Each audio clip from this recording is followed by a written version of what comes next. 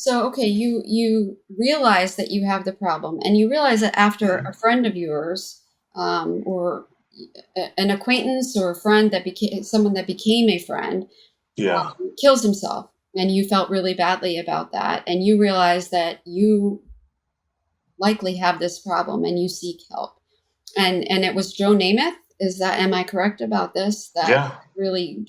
So, can you talk about that? Well, there was a few suicides. Like even my driver from the World Championship, Stephen Holcomb, he took his life at the Olympic Training Center around 2000, I think 18 or so. Okay. Um, One of my teammates in 2002 killed himself that year. So there was a few suicides, and then there's a more that I didn't know about.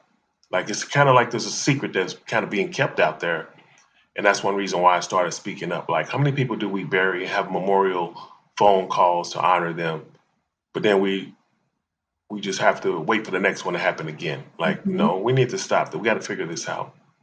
And so, And it was something, you yeah, talk about Joe Namath. Talk about what. yeah. Okay. Well, if you do the research on CTE, it's brutal. Like you'll say, this guy he took his life, or he murdered some people, or they're murdering their families and their loved ones, and it's brutal. And then when you start seeing, like for me, you mentioned something a minute ago. Like my primary doctors referred me to two neurologists. Hmm. Now, once they found out that one of my teammates who took his life was officially diagnosed with CTE, they won't see me. Like I still, yeah, they said don't come here and find a specialist. So, does it feel differently when you're in there? Do you feel anything, or are you just laying in there? Well, when you get in there, it's kind of like when you get on an airplane and you first start taking off and you have to clear your ears. Yes. That's the only discomfort right there. You have to clear your ears until you Okay. get the pressure. Once you get to the level out pressure, then for me, when I first got the machine, I was so weak that I slept the whole time. Okay. I set a couple alarms and I just slept. And when the time comes, I get out. You don't really feel any different like right away. It's like a gradual thing. It's not like if you drink caffeine, all of a sudden you got energy. But it took my cloudiness away. Like when I came out, like I wasn't cloudy for 6 days. Wow.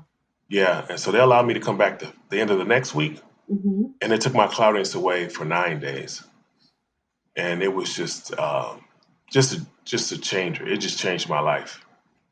Yeah. So, did they keep allowing you to come for free, or did they then start to say, "Okay, we'd like you to start paying"? Well, that place is not a place where you're supposed to go use the machine. They just allowed me to come, I see. Okay. and I didn't really want to push and overstep, but I Hmm. knew I needed that machine, Hmm. which I had just bought a home. It was COVID. It was like 20. I bought a home in 2020. And so this was 2022. So I didn't have cash laying around like that for that machine. Back then, there was no payment plans. Either you can give me 20,000 or you can't have this machine. Hmm. And so my dad was telling me, like, here, I'll pay for it. And I was like, no, Dad, I'll move some money around and eventually I'll get it.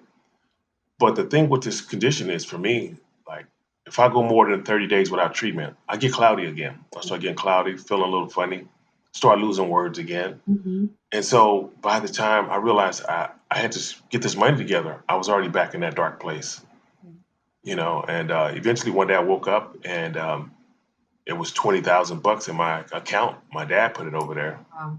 He was like, go get that machine. And I went and got the machine and it changed my life. But it took 2 months to get here. So by the time I got here, I was in a, but it's just like this. It's kind of like sometimes you meet people who have mental issues, right?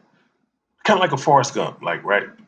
He's different, and he knows he's different, and that's kind of was it for that's what it was for me. Like I knew I was in a bad place, but I knew what my medicine was, and I couldn't afford to get my medicine now, and so like I was just in a bad place with that, and but when it showed up, man, 2 days, man, I was kind of back to living again and relaxing, and just yeah, it's just a life changer. Well, talk about what you're doing now so that you can bring it to other people, which I find so impressive. Well, along my journey, like I found these other people, man, like our military people. They're coming back. They're coming back with CTE from being around compression blasts or explosions, and they're not being treated. heard about those micro. Yeah, yeah, yeah, yeah. No, those are the dangerous ones because, like, oh, we started talking about this earlier, and I lost train of thought. Let me break that down for everybody. Like when I had that first crash, I physically was not couldn't get back in that sled if I wanted to. Mm, But when you have the micro concussions, you can keep doing what you're doing. So you're getting the same damage done, but now you feel okay enough to get back and do it again. And so if you're a football player, you're going right back on the field of play, and you're getting more damage done. For me, I'm getting back in that sled, I'm going back to the top of that mountain, and I'm coming down again. And that's what I shouldn't be doing with a micro concussion. You should be doing the same thing you do with a major concussion. Go relax, especially back then because there was no treatment back then.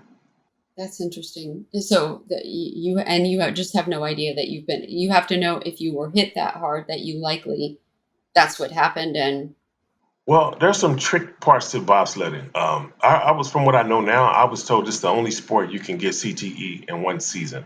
oh my.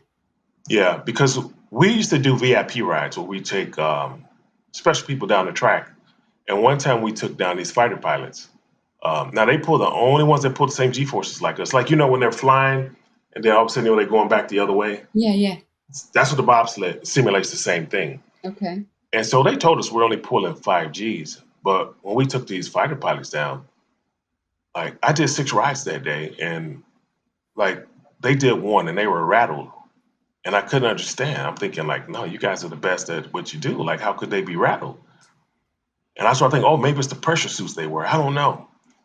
But there's an article that came out called Sledhead, Hmm. and it tells us they tested one of the tracks in Canada, and there were spikes of 84.5 G forces, which is the reason why everybody's having these problems. It's too much for the brain. Too The much. space shuttle only does 3 Gs. Like, what are we doing pulling 84? If our fighter pilots black out at 20 or 15, but we're doing 84.5, like, that's something's not right here.